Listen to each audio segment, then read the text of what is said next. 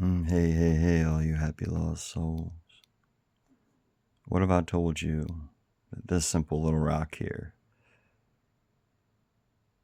found in southeastern Pennsylvania, found intact, one of my very few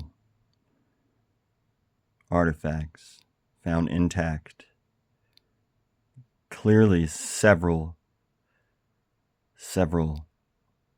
meters beneath the burn layer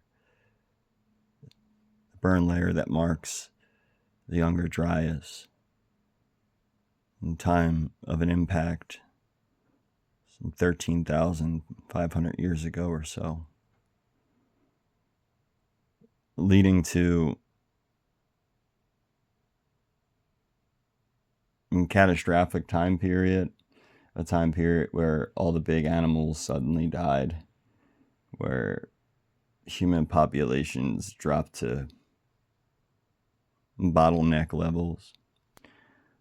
But this rock is not just a rock.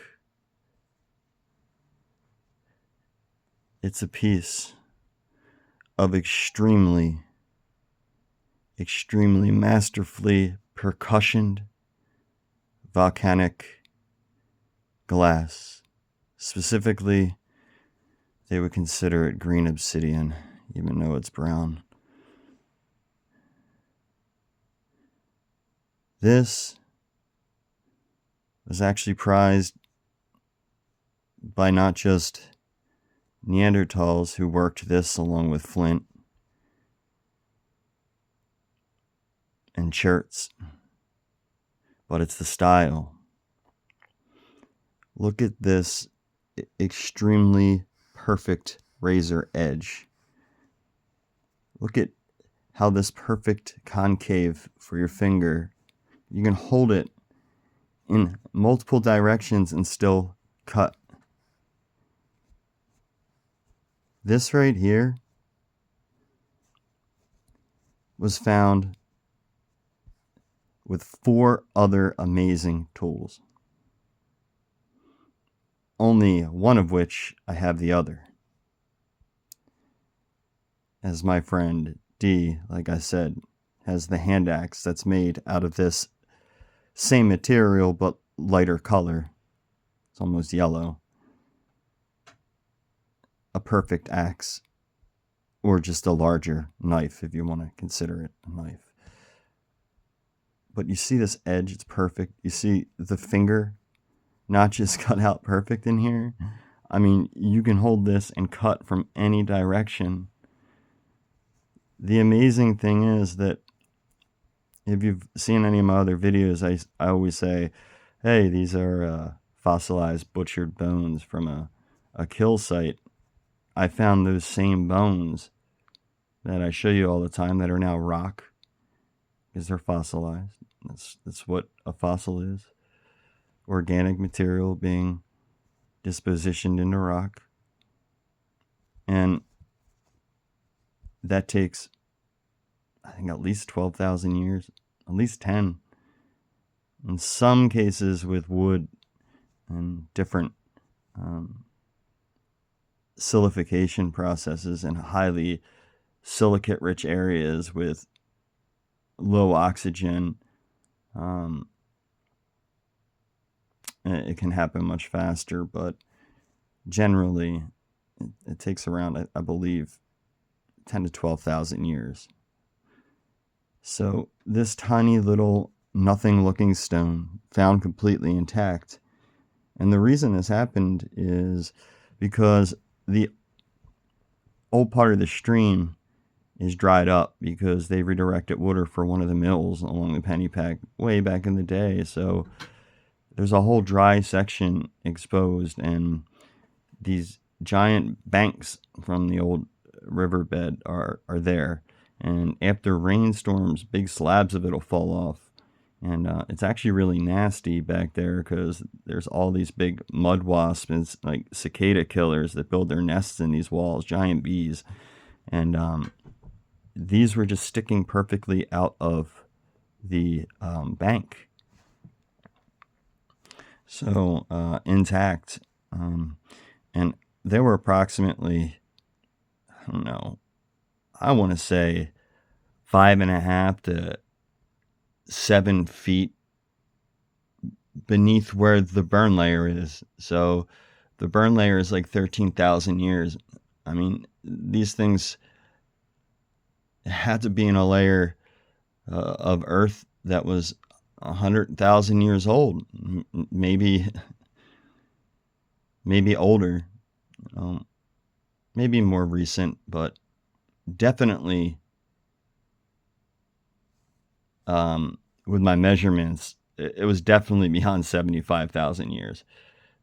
So, this is when everybody in school, at least, I'm almost 40, everybody in school was taught, at least my age, that there was no humans in, North America till the Clovis culture some 12,000 years ago after the Younger Dryas. But that was just the repopulating event. As I believe a lot of the artifacts in my collection show, there was many different people here over long periods of time, including a very Solutrean looking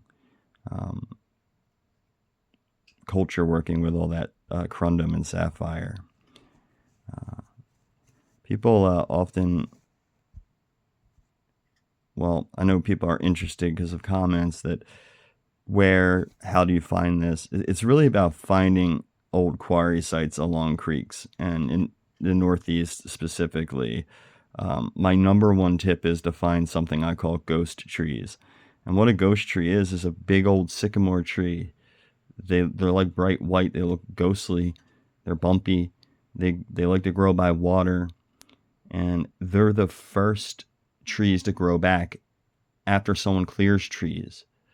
So if there's giant ones of those around, that area has been cleared and re-cleared over and over again by people for generations. Why? Because the stone is where the stone is, and the good stone has been the good stone for all this time. And there was no better stone workers than the ancients. The further back we go, the crazier the stonework gets. So crazy, in fact, there's hundreds and thousands of videos out there trying to explain how some of that stonework got done in the past. So it seems that we have this this conundrum here, that there was some much older peopling going on, whether it was Denisovan, or as I say, the North American Neanderthal, or some other unknown human cousin, hominid, or just us, but way, way, way back. But this is so distinctly Neanderthal in style that it's so unlike any of the other artifacts. And you can clearly see that spider webbing effect from the percussion in the volcanic glass. But just how a plain rock has two sides, and one of them has an amazing story to tell. But whoever worked this blade, this cutting edge here, there's another cutting edge on this side too.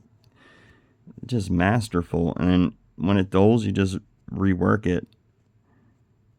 That's all one straight strike. There's no retouching or no pressure flaking on the edges. It's just all percussion.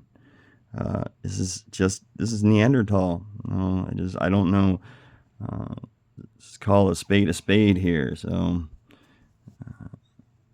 or a heart, or however you want to, however you want to cut the pie. This is what really got me started on on going in down the rabbit hole with this. It's crazy now to think about I don't know, 13 years has passed, maybe 12 when we found this. I have a video showing the amazing hand axe, which we're getting back soon. It's in storage at a family member's house of my best friend. So we got to get those out along with this incredible hand-sized harpoon-like spearhead. And then I have a Folsom style point that was very large, hand-sized point. These were for thrusting weapons or spears, not bow and arrows. They were too large. They were spearheads, not points. Anyway, I just wanted to share that with you. It's pretty incredible. What one little nothing-looking rock sticking out of a mud embankment.